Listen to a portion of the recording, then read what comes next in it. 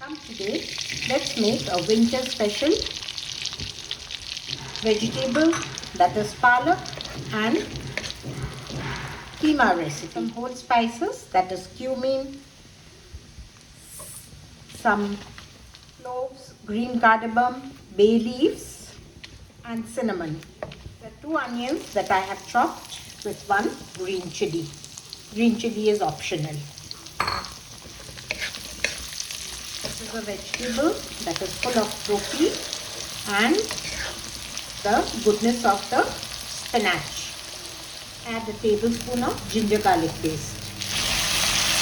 Now let's add our spices.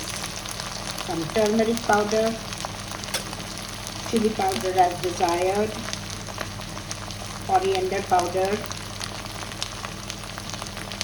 cumin powder, add salt also. To this I'm adding 215 grams of store-bought keema. This is chicken keema. Fry this nicely.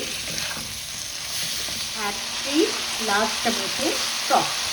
You could also add tomato puree.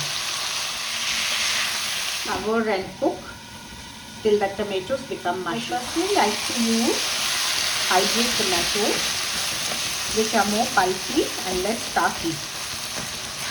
See, it takes just about 5 minutes for it to get pulpy. Now add 2 tablespoons of curd.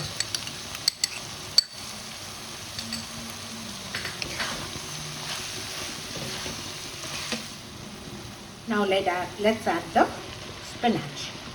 This is 250 grams of spinach which I washed, dried, and I only took the leafy part of it and cut it in very fine. A healthy dish full of nutrients and protein. Be careful with your salt because spinach is a little salty. It requires no water since spinach is going to release water and it will get cooked in its own water.